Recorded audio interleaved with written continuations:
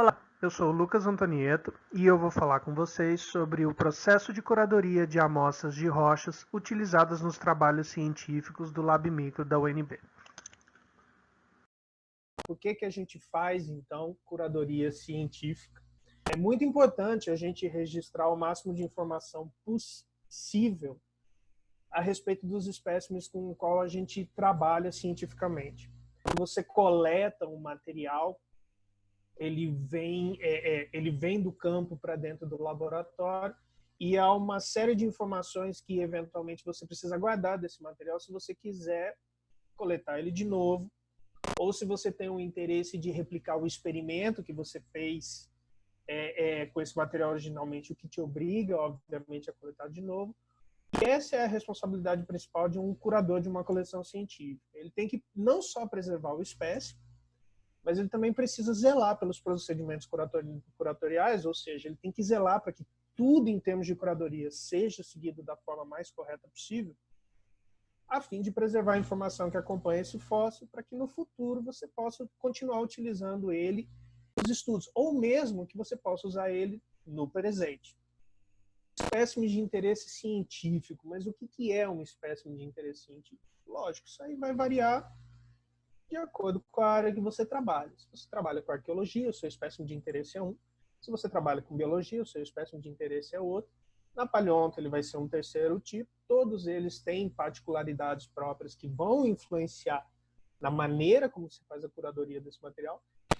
No laboratório de micropaleontologia, a gente divide o trabalho, então, nessas etapas que vocês estão vendo aqui nesse slide. A primeira e a segunda etapa são etapas basicamente curatoriais, né? Então, num primeiro momento, a gente faz o tombamento das amostras junto à coleção do laboratório, que é uma coleção vinculada ao Museu de Geociências da UNB, que na etapa 2, a gente faz uma descrição e uma análise macroscópica das rochas com as quais a gente está trabalhando, e essa etapa precede, então, o início do trabalho de micropaleontologia em si, que é quando a gente vai começar a separar os fósseis dessas amostras de rocha que a gente já descreveu.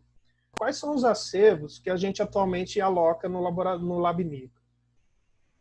O acervo com o qual começa tudo é o acervo de amostras brutas e residuais. Essas amostras elas vêm de campo.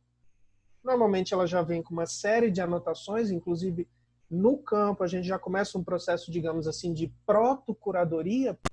O acervo geral é o principal acervo deles, porque tudo passa pelo acervo geral, praticamente, exceto as amostras brutas. Ele recebe esse prefixo MP, que significa micropaleontologia. E na coleção geral a gente vai guardar, então, os resíduos dos materiais que a gente levou para preparação. Eles recebem prefixo MP. O material que a gente preparou e colocou nos potes para triagem também recebe o prefixo MP. O material que é triado desses potes, ou seja, os fósseis que são retirados, ou sedimento, ou o que é que zircão, o que é que esteja sendo procurado, também recebe esse prefixo MP, né? E como cada um fica guardado numa embalagem específica, cada um fica no seu armário, embora todos eles façam parte do que a gente chama de coleção geral. Esses fósseis de interesse a gente então leva para a coleção de pesquisa, ou seja, material que a gente vai ilustrar em trabalho, que vai ilustrar em relatório, que vai ilustrar em teses e dissertações, ou em painéis de congresso, apresentações de congresso, ou seja, todo material que a gente trabalha em cima e ilustra esse material, ele recebe um prefixo CP.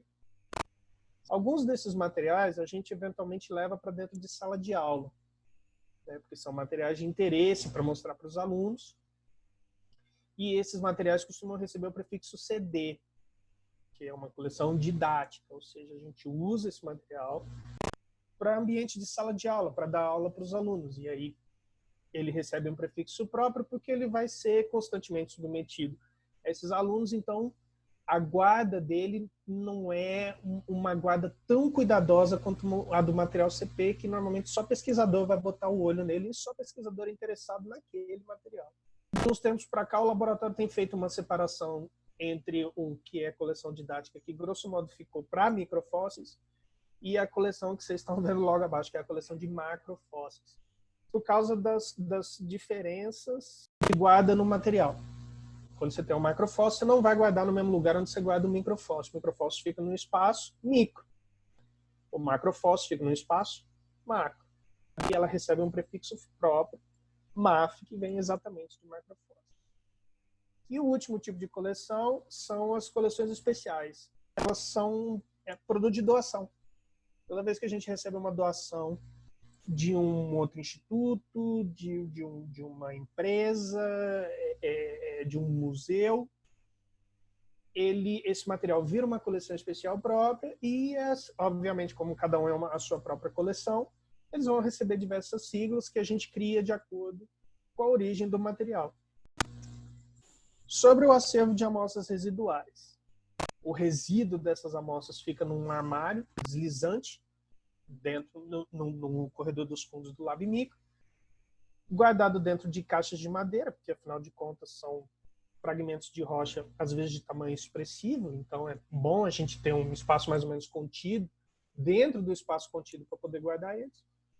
E eles recebem números que são listados então na frente dessas caixas, como vocês podem ver nessa figura aqui. Tanto antes quanto depois da triagem dos espécimes que a gente tem interesse em tirar das amostras, a gente acondiciona o material que veio da preparação em pequenos potes plásticos de acordo com a granulometria. Quando esse material é líquido, a gente não tem como separar em granulometria, normalmente ele vai para um pote individual, é esse azul que vocês estão vendo na figura. Quando o pote pode ser acondicionado por granulometrias diferentes, a gente costuma condicionar cada granulometria em um desses potinhos vermelhos. Os microfósseis, como eu já mencionei, mineralizados e orgânicos, eles necessitam de materiais distintos para a curadoria, mas ainda assim você tem alguns itens que são comuns para todo microfóssil, para todo grupo de microfósseis com o qual a gente decide trabalhar. Guardar eles em lâmina é algo básico. A lâmina pode até ser diferente de um grupo para outro, mas todos eles vão ser guardados em lâmina. Como a gente está trabalhando o tempo inteiro com lâminas, ter uma laminoteca para guardar esses fósseis também é fundamental. Em geral, essas laminotecas operam com bandejas, mas mesmo quando isso não acontece, a gente precisa de bandejas para poder fazer uma guarda temporária, enquanto a gente está trabalhando mais intensivamente nesse material. Ou mesmo o transporte desse material para algum lugar. E, por fim, um software de gerenciamento de tudo que você está trabalhando, porque tudo que a gente vai trabalhar é tombado, como vocês já viram, seja no caso do nosso laboratório, seja na coleção MP, seja na coleção CP, na coleção CD, se você quiser ceder alguma coisa para fins didáticos, MAF, se você está trabalhando com macrofósseis, mas tudo é catalogado, tudo vai para uma planilha, no nosso caso, onde você explicita qual que é a entrada dele na coleção, quais são quem que coletou, onde coletou, que dia, qual que é a possível estratigrafia desse material, qual que é o nome da espécie, quando você está trabalhando com CPI já identificou alguns desses materiais taxonomicamente, né? Esse software guarda todas essas informações.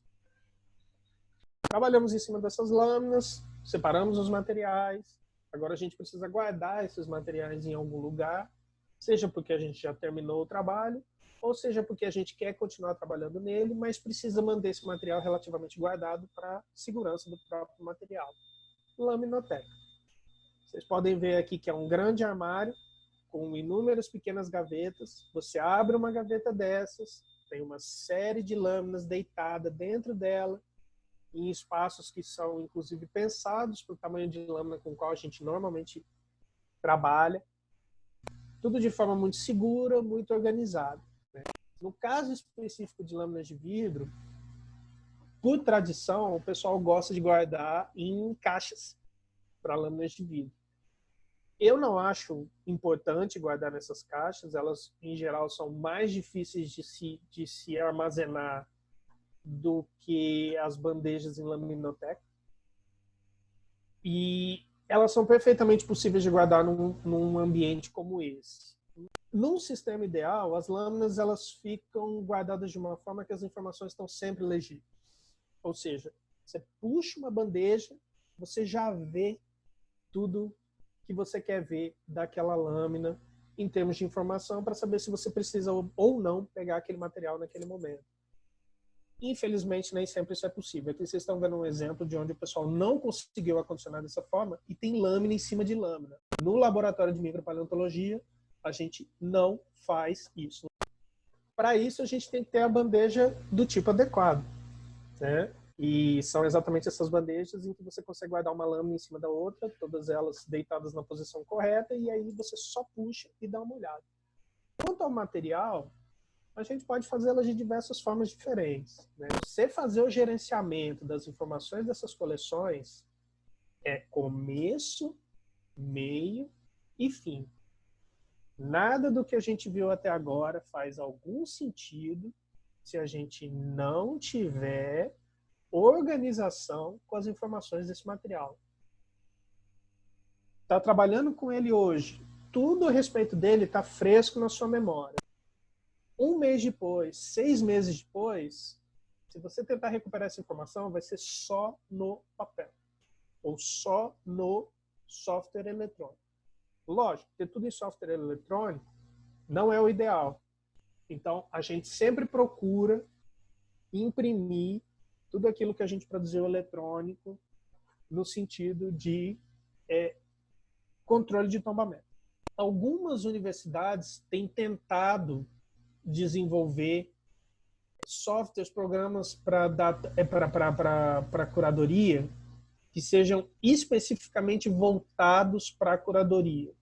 Além desses sistemas de curadoria local, ou seja, sistemas que você usa dentro do seu ambiente de trabalho, do seu ambiente de curadoria, existem também as databases internacionais. Elas não se prestam à curadoria, mas elas têm uma outra função que é muito importante, que é guardar informações gerais a respeito das coleções que existem no mundo inteiro, para que você possa futuramente trabalhar com o que o pessoal chama de Big Data, ou seja, você usar dados de amostras que às vezes você nem colocou o olho nelas, para fazer estudos estatísticos ou de outro tipo em cima desse material. O pessoal tem investido muito na integração dessas informações de coleções do mundo inteiro numa database só, para você poder aproveitar esses dados em Big Data, né? Uma dessas bases é a base Palio, que você encontra no site da CPRM. Lá eles guardam todas as informações a respeito de materiais guardados em acervos paleontológicos do Brasil. Tem também o PalioDB, que é uma base internacional, ou seja, no PalioDB você vai encontrar informações de coleções do mundo inteiro. Com isso aí a gente encerra o tema. Obrigado.